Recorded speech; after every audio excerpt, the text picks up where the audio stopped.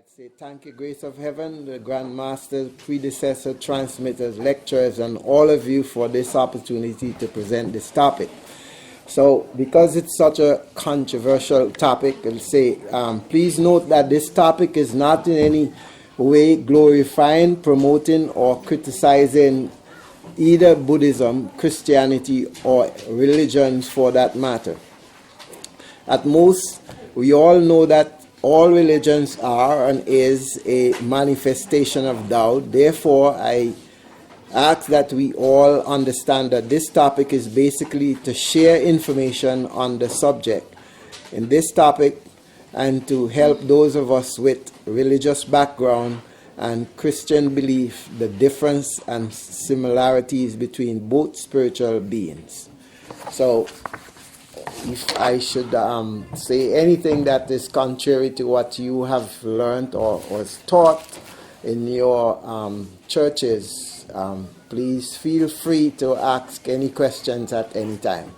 So as we see, there's a little Christianity cartoon on the screen, and we find a nun is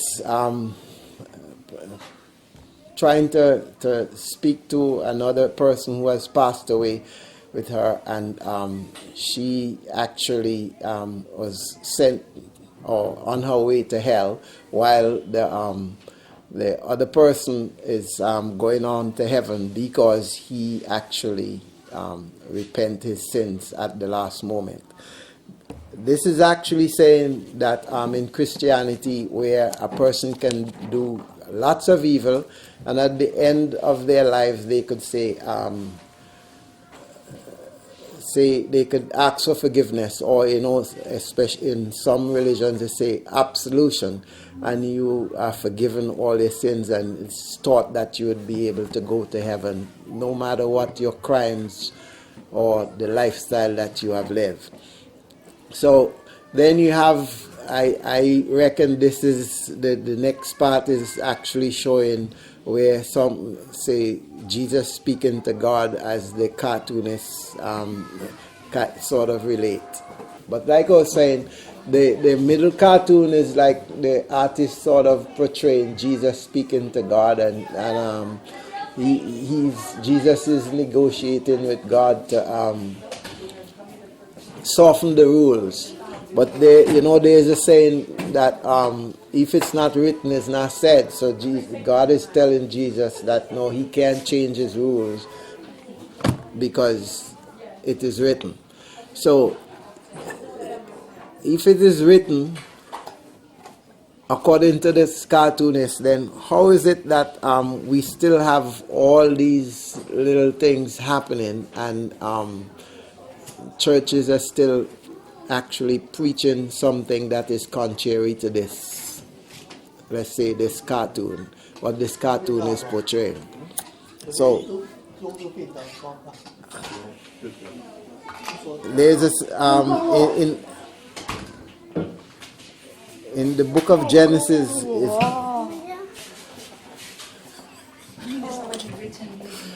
yeah.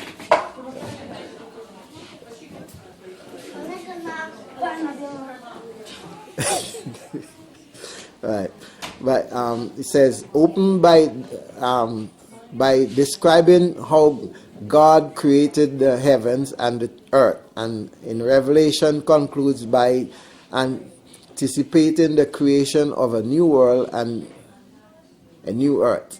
So we are here in the temple and as Tao members, and we are learned or taught that all this new world and new earth, or like a Confucius will say, an ideal world, even though Confucius did not speak a lot about the world, so to speak. He actually wanted still at the same time to have an ideal world from his point of view.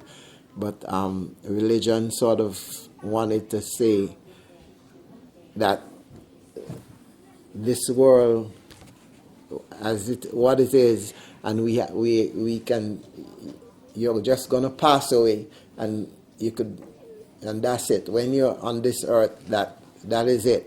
But life is not like that. So that is the Christian view. But in the Buddhist view is that we have to learn the truth. We have to believe in something. And that something is our true nature, as we call it. And this way, and there is this reincarnation that we have to go through.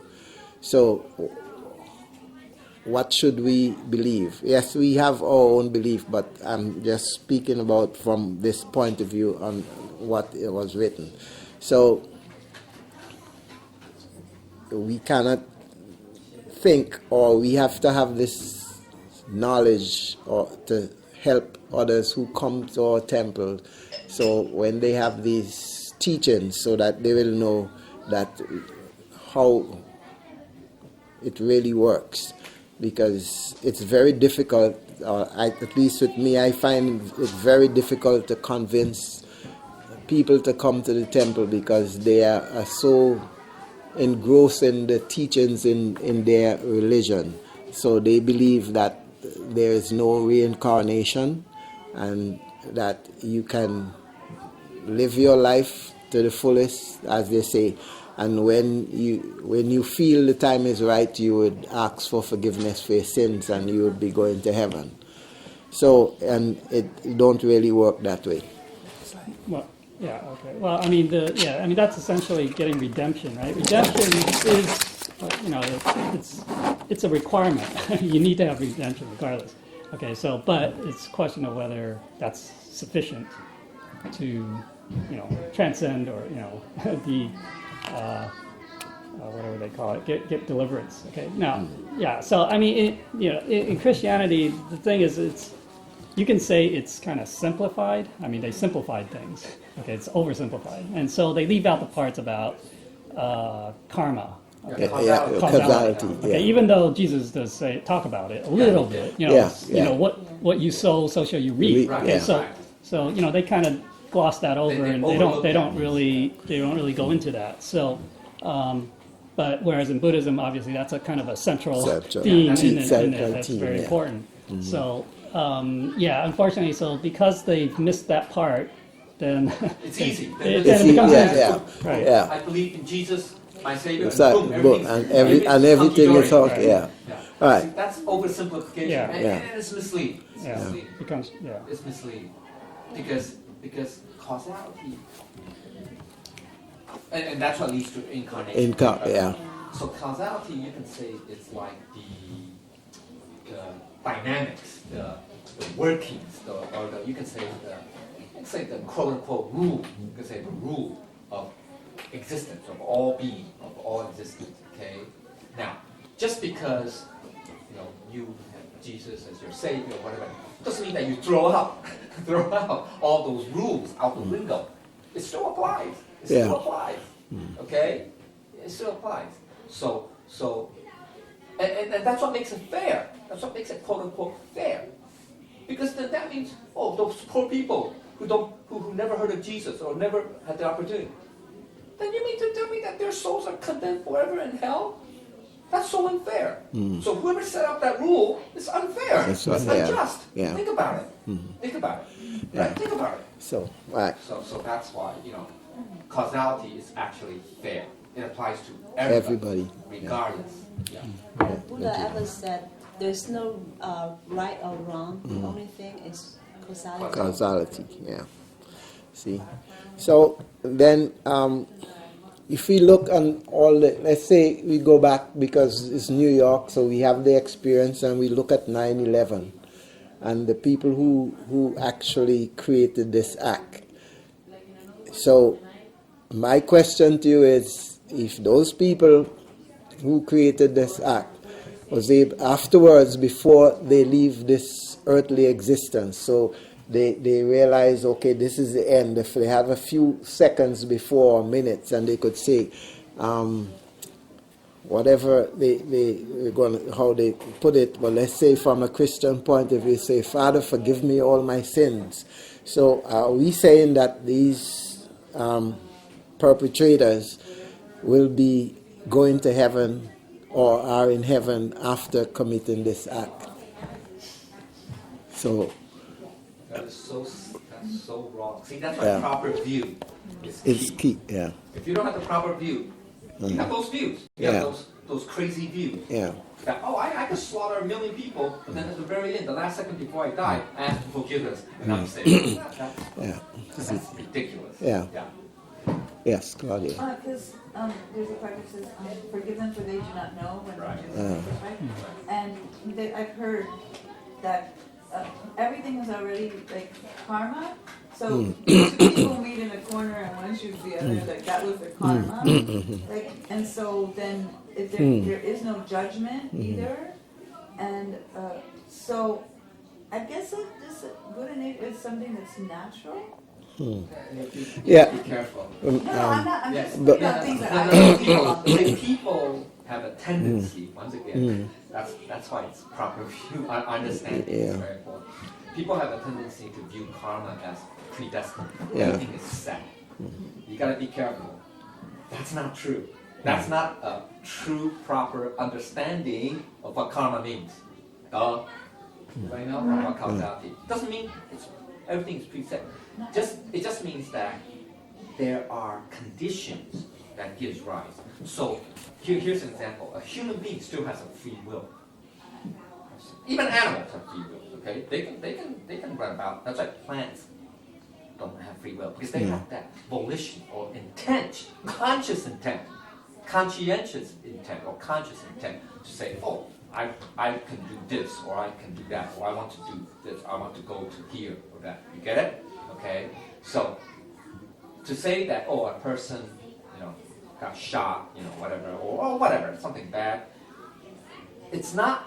Part of it is, you can say, it's predetermined in the sense that the cause of that event or that was planted previously. So there's that link. But between that time and that actual occurrence of that event, there is a free will, or there are other what we call secondary conditions. You get it? Yeah, because Okay.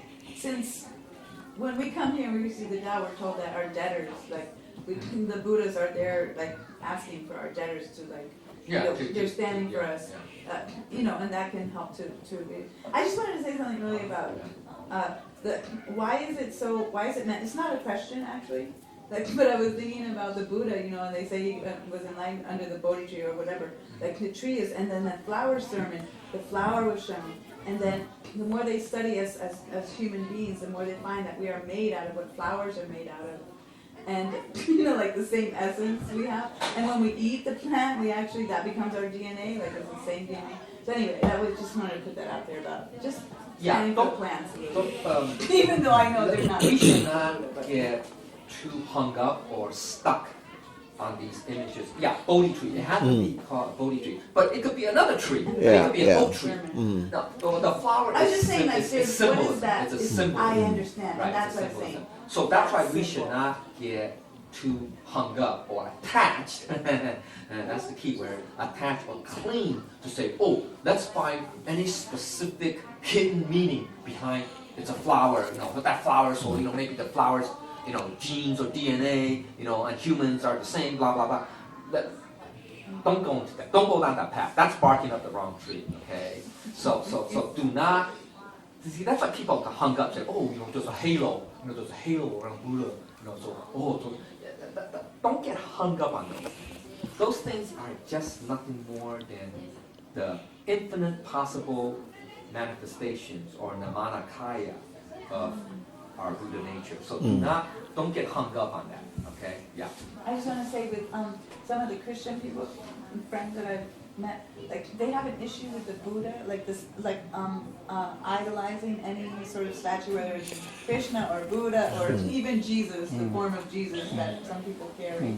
And so I just wanted to say, like, that's one thing that keeps them away.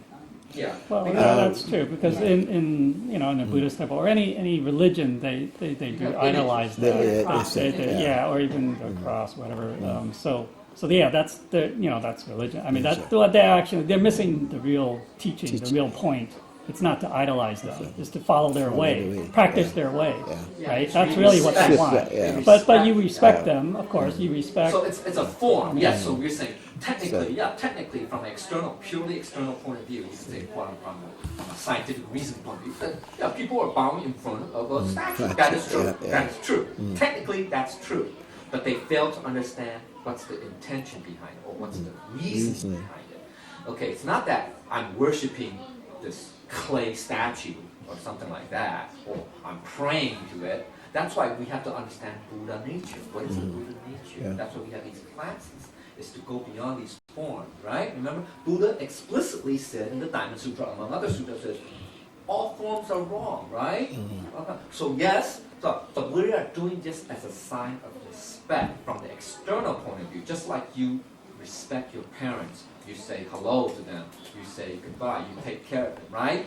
Otherwise you can say, oh, I feel, but I don't have to say any of that stuff. Duh. So you're not expressing, you're not showing that sign of love, respect, kindness, etc., etc. You get it? So you still have to express it, right? Show respect. How do you show respect? You bow, right? You bow. Well, in this case, right? In this case, you bow, right? So yes, I'm bowing in front of a statue. That is true. Technically, that's true.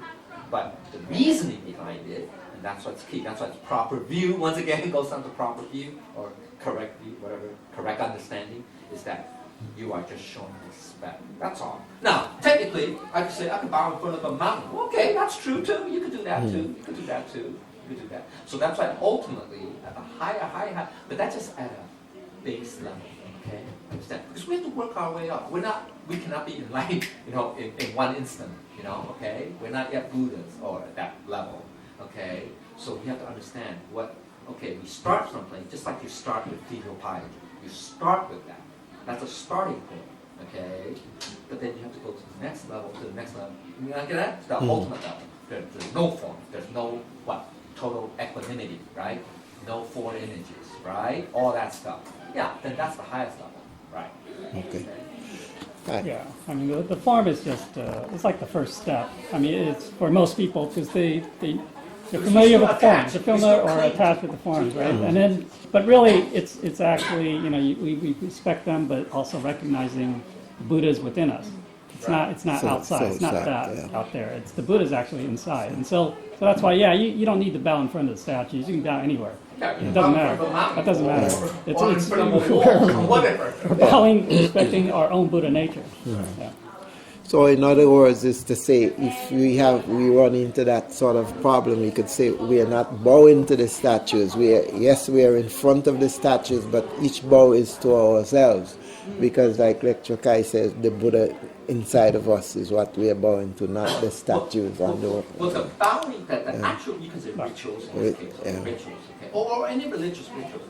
It's really it's a expression. You can say expression of respect. So it's symbolic. It's symbolic. It's not actually saying, I treasure the statue because it's it has some magical powers, or Harry Potter or whatever. I don't know, whatever. It's not that. See, that's superstition. And that's called superstition. That's called delusion. That's the delusional mind. Okay? Get it? See. So the key is that proper understanding. So that's why we study, we learn. We learn about Buddha nature because we want to get on that proper understanding, that path, that correct path. All right? Okay? So yes, so we say, okay, because we still humans, we still have forms, we still have, at the beginning, we still have certain maybe improper views, or we still have certain attachments, or we cling to certain forms. Okay? So we set up, we have these temples, we have these statues, etc. When Buddha was teaching, he had no temple. Eventually they did. They did create monasteries and all that stuff. But he had no statues. True. Then he taught out in the open, right? So, right. But he taught that you have to show respect. You still have to do certain things. You have to show filial piety to your parents. You said, yeah, because that's the beginning level. Right? You have to show respect to the Buddhas. Right? So that's the key. So the problem, but over time, gradually, hopefully, you'll understand that, these are just symbols, okay? Just like, You see. actually, Jesus Christ or Buddha, they never claims that they are teaching some kind of religion, that there's no notion of Christianity or no notion of Buddhism. It's not the followers or disciples or people who are learning from them call this religion, Buddhism, or Christianity. And also when we do these vows, the most important thing is that we do something, we emulate their spirit, we follow in their footsteps, and do likewise as Buddhas and all these enlightened ones do. That's the real essence of all of the etiquettes. Okay, yeah. Like how Buddha can come to us, if, seeing the hand, Buddha comes through the medium. Jesus also can come in the same way. Yeah. Sure. So Yeah. enlightened beings, Any of it. Yeah. That's the thing. Because yeah. Tripaya, Yeah. Tripaya, whatever. Right. Same teachings or same. That in the last earlier part of the lesson, I explained where Jesus actually, most of his teaching came from when he went to India, when those missing years. Even though that the Bible or the people who wrote it did not say that, because they are perpetrating a religion. So, but he was actually teaching Buddhism, because if you listen to his words and the way he teaches, that you would realize it's the same thing. But then again, he was not saying, like Virginia just said, he was not saying he was teaching any type of religion. He was just preaching about his word towards the truth, right? Yeah, and love, right? Yeah, yes. When you say people that wrote it, I Yeah. how do you say that in front of people that say God wrote it like that? No, Yeah, well, they are that so, I don't know, brainwashed, yeah, they're so yeah. ingrained, right, Yeah. in their, or stuck on their own views. Yeah, See, so, to go back what you say, the teachings, the same teachings, right? When we say same teachings, it means that the principles are the same, but the methods or the examples are different. The dharmas are different. And actually the dharmas are all different. Example, use an example. Let's use an example. Okay. Yeah, okay, go and to let's the use next an example slide. of the teaching. Right? What's the golden rule of Christianity? Right? Jesus talked Yeah. right? Do unto others as you Right. have them But do what unto is you. the essence of that? What is the essence? Not just the external say, you do the way you treat other people, right? Yeah. That's kind of paraphrase what that means. What he says means, what Jesus is saying is, when you treat people, when you deal with anybody, right? You want to treat them the same as, right? Yeah. As how, what?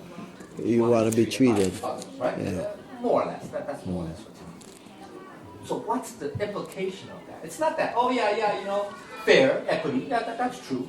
Equal treatment, or fairness, justness, right? All that stuff. Yeah, that's the surface level. That's the surface level. Actually, the ultimate level, the supreme level, the highest level is basically Jesus is saying that there's that leads to that equanimity, that four measurable mind, that equanimity point of view. You get it? Yeah. Jesus is talking it from that viewpoint. You get it? So the essence is the same. So in this case, if you go beyond the surface, right, the surface meaning or interpretation, you go to the essence, to the central core. The core is Jesus saying, hey, we all equanimous. We all have no self, no ego, no distinction, no subject-object duality. Right? In this case, no subject-object duality. So because we are the same. Why? Because we all have that same essence. You get it? The same Buddha name in this case. I mean, if you gotta be more specific. Understand? Mm-hmm. Okay, make sense? Yeah. So that's what the same teaching means. You get it? On that core, on that at least core, you can say abstract level. You get it? But on the surface, it's different because why? Confucius said the other one. He says, do not do unto others as what you have others do not do unto you, or something like that, right? Is that what kind of- don't do unto others. Or, Others. As you don't want. yeah. Yeah. Do unto others as you would have No, them. no. He says, don't do. Don't No, do, It's yeah. don't and don't. Uh-huh. Okay. It's two don'ts. Okay. Don't do unto others what you want. What you Or don't want others to do to you. Yeah. Don't. Do. Yeah. Now, Right. It's Yeah. a negation, right? Now, it's really it's the same. I mean, the net effect, the outcome is the same as what Jesus said. Jesus used the logic is called the positive case, or I forgot. It doesn't matter. Okay, it doesn't matter. That's more to the degree. Okay, but there is the result is the same. Is that same how you treat others, right? Okay, you know how you treat others. One is you can say the positive means you do unto others, right? The other one says don't do unto others, right? Okay. Counter-positive. Okay. You can say counter positive. No, that's right? counter. That's counter positive. Yeah, counter. But okay. So on the surface, it sounds different, right? But the essence is still the same. But there's still a subtle difference. It's almost like saying the principle, right? When I said what Jesus is talking about, the golden rule, and what Confucius talked about, the Confucius golden rule, okay, is really the same essence. It's just that there are different facets. Oh, different aspects. Understand? One is, we can say, the external, the other one is the internal. Actually, it's that. If you want to boil it down to that. Why? Think about it. When Jesus talks about the golden rule, it's the you can say active, because that's active. Because he's saying, do unto others, right? That's the active, right? Because there's still the subject object. Because you say, do unto others, right? What did Confucius say? Don't do unto others. So he's saying that's the internal, that's the passive, meaning that you have to have self-discipline first. Get it? Self-discipline, self-control. You can say self-control. Yeah. It's almost like saying, don't create more karma, and Jesus is saying, create more compassion. Yeah. Right. So there are two aspects of the same Principle. Get it? About Jesus, I just want to ask, because I hear what people say, oh, Jesus was a Jew. So is Jesus as a Jew, is that a religion? Is that a race? Is that a culture? I don't understand. I never understood that. Well, Was that because he was born in a particular place? No. Well, no. He's see. So, It's like saying Buddha. Was Buddha Hindu? well, he's not. He was not a You Jew, get it? really. I'm asking that same question. That's what I hear. No, See, no. no. See, in those days, See, there's no such see, thing. see. That's more on the The- racial part or ethnic. That's ethnic. That's what The thing is they that hung up on it. about I mean, that. He certainly went to the synagogue The- and stuff. yeah. He was taught in the synagogues and Yeah. stuff like that. Yeah. Well, he's born in But that but culture. but He was part of yeah. the culture. See, at that time, the Jewish There's no people, Jewish nation state. right? Or they were the ones who were in charge of everything where they were. They made the laws and so forth. So naturally, when he came into existence, he sort of preached to them because they were the powers that be at the time. So then he was claimed by them because he was preaching in their way, right? But I thought So. somebody said his parents were Jewish. Well, not. You see, not really, because yeah. Okay, because that's Yeah. not important. That's Yeah. all form. Yeah. Okay? Who cares about Yeah. what race? For our kid, it could be a Martian. I don't Yeah. care. Here's the point.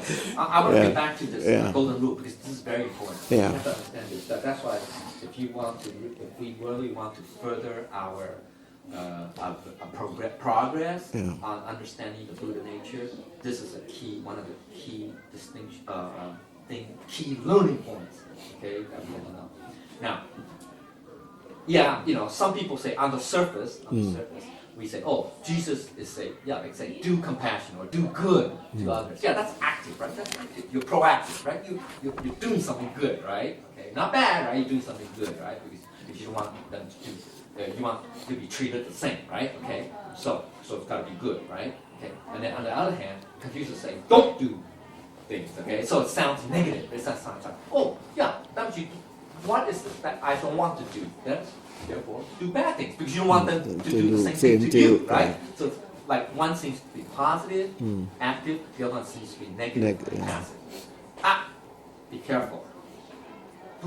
Confucius never did say you can't do unto others too. You get it? See, that's the key. That's the key. You understand? Just because he said don't do unto others does not automatically negate Jesus' golden rule. Understand? Yeah. Very subtle. Okay, but the subtle key distinction is that Confucius, the implication that implies that you can do unto others also. But what's also important, that's why Confucius say don't do, is that you have to exercise self-control, also Yeah, self-discipline. self-reflective. I mean, Right, you have to- self-reflect, you yeah, have to- precisely. And that's not going to get to that, right? So the idea is more internal. It's more internal. You get it? So that's the subtle. Now, you should do both. Actually, you should do both. Okay, actually, you should do both, right? That's what the four great vows. Four great vows to what? To save, to alleviate all the afflictions, right? To master all the. That's you can say that's active, right? That's active. That's right. Proactive. That's proactive. That's you're doing something, right? So that you should do that too. But there's also a self-reflective part. Understand? So that's why that's the internal piece. Get it? Okay. The gentleman, I don't know his name, I'm sorry, that stepped out of the elevator in 9/11 in Paris. Oh. I don't think there was a Brother what? Oh, Michael. Yes, Brother Michael. You know, in those, I don't think there's a self-reflectiveness. I think it's just our Buddha nature, which Right. is Yeah. Yeah. It's Yeah. just He- automatic. I don't think- Without yeah. thought, You didn't really do any Yeah. consideration, right? You just, Yeah. oh, it's the That's right what the thing. Buddha Yeah, did, yeah. right? So that's what we call non-conditioned. Yeah. Right? He didn't say, oh, I'll be famous. No, Yeah. no, yeah, you get it. You get it? Yeah. That's non-motive. Yeah. That's non-conditioned. Yeah, He did it because non-motive is the right he word, yeah. cared more about the welfare Welfare, of the mother yeah, and with the child, yeah. than himself, right? Just Yeah. automatic, like you say, Yeah. automatic, right? You get it? Yeah. Okay, so Yeah. that's like a reflection of our Buddha nature. Get it? That's an example, you can say, of we call selfless act, right? Or Yeah. self-sacrifice. Yeah, without introspection. That's it, yeah. There's no need, Yeah. It's like automatic, right? Yeah. Okay, so we'll continue. So it says now it's the works of faith, right? So in Proverbs says to do what is right and just is more acceptable to the Lord, meaning making sacrifices. Now faith is something that listen to all the discussions we just had, and okay, and Brother O, he just acted, right? He did not think to say, well, not. He just got out of the elevator to let someone who his Buddha nature thought was at the moment more important to get down to the ground floor than him getting down. So it's an unconscious act, and he made a sacrifice. So this is the type of sacrifice that I believe that the Bible is speaking about to make. Not, well, when we say sacrifice, most religion think that they're offering this cup, right? And what they did in the early days, like they offered up sheep and so forth. So not that this is the type of sacrifice that heaven is actually looking for, that sort of selfless act. Then that was written in the Old Testament. In the New Testament it says, exhibit the tension between two aspects of grace. The idea of grace is from God and is sufficient to cover any sins as well as offer redemption except the unforgivable sin. And the idea that grace does not free humans from their responsibility to behave morally. So, isn't this a little contradictory here? Right. So, if you have so what is an unforgivable sin? Right. So. Yeah. See, it's very. See, we gotta be careful. the problem, and that's the problem with no religion, Yeah. including Islam, and not just Christianity. We tend to take teachings, okay, be it the words from the Bible, New Old Testament, New Testament. We tend to carry it to, take it to extreme point of view. Yeah, we can say literal too, but to the extreme, and becomes absolutist. Get it? Yeah. And that's wrong. Because actually, in actual reality, from a Buddhist perspective, from a Buddha nature point of view, nothing is absolute. In anything that exists or has existence is not absolute. Understand? Yeah. See, that's right. That's the proper view. Okay, you get it? It's all relativistic. So even laws are not absolute. The only thing that's absolute is you can say, yeah, causality, law of Yeah, causality. right. Because that applies in all cases. Yeah. Okay?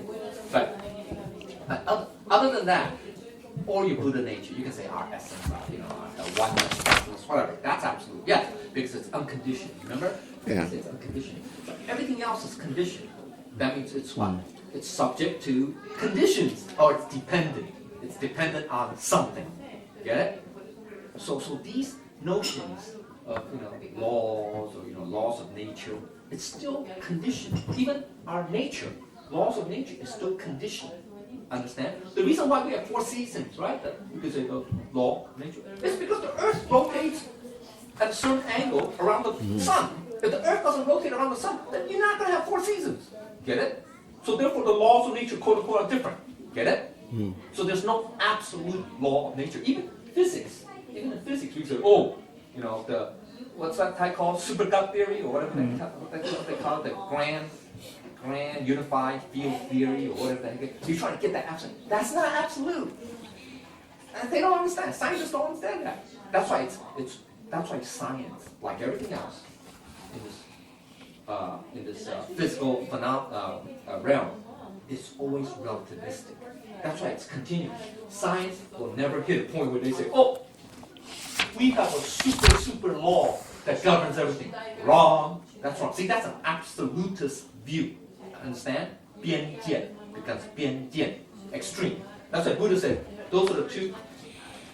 That's why you gotta look at this list, okay? Understand the list, okay? It says 2 wrong views. What's 2 wrong views? View of nihilism or totalism, view of eternalism, alright? Okay? And then there's the 5 wrong, what are the 5, what we call that? Sharp, 5 sharp, 5 见, or the 5 sharp and key false views appealing to the intellect. Okay? We gotta be careful, alright? So do not go into these extreme views. So that's why that all goes back to the first path, right? First equal path, proper view, or correct understanding, or proper whatever, okay? So that's why it's very important. Get it? Yeah. We tend to fall into these extreme absolutist views. Say, thou shalt not kill. Yeah, okay, so absolutely kill. So that's why the pro-lifer say, yeah, you can't kill an unborn child. We're going to speed See, up. you gotta be very, very careful. Get it? Nothing is absolute in this physical phenomenon. Understand? Nothing is absolute. Okay? Be very careful. Yeah. I was just wondering if the pregnant woman, if she and her family were in the elevator. I'm not sure. That's what I'm like, oh, it's like that. She should. Yeah. You should be thankful, right? Yeah. That's an opportunity. Maybe that was, Do the next page. But that's also maybe for karma. Who Yeah. knows? yeah, I mean, That, to at least. at least she had that So she opportunity. could know Yeah. who Michael. Yeah. Should we call it a day? Yeah, yes. I'll try to finish up really quickly, but because time is running out and there is a receiving ceremony, so I just skipped a page and so forth. But so there are different. There's a vast difference between Buddhism and Buddha and Christ, but yet they're the same. Because what we have to understand that both of them are saints, they're on the same mission from heaven, the very, very same mission. It's just that they may have taken a different path in terms of the way they taught their or gave guidance towards us getting to heaven. And at the same time, I should say, or it's my belief that most Christian didn't. It's not that Jesus' path is different or taught a different path. Is the interpretation that actually caused humans to actually see in his teaching differently, because they both were teaching the same thing. It's just that, like, we are here and we are speaking English and someone comes up and starts speaking Mandarin to say the same thing. But because us as human creatures of habit, we would like, this is an English class, and everybody will get angry to say, oh, could you speak English because this is an English class. This is what really happened. So please don't think that I was trying to say there is a difference, because we are not a religion. We are not Buddhist, so to speak. But the Buddha Sakyamuni plays a great part in what we are doing and learning here today, because he was there first, so he actually left lots of teachings that we still follow. So if we can understand, and we should not make comparison, because I'm sure if we could have just look up and see, I'm sure both of them are there sitting down looking at the class right now and seeing who is here. So then why should we make the comparison to say one is greater or one is better? Alright, but the question here is not about Buddha or Jesus. It's about to say the difference between more religion, and to say, not to say which is right or which is wrong, but to say which is the right path to take. And I believe that we are here learning and practicing the Tao, which is the right path to take. So if I said anything to offend anyone or anything wrong on whole, I ask you for forgiveness. I'm sorry I was not able to continue this, but another time. Thank you.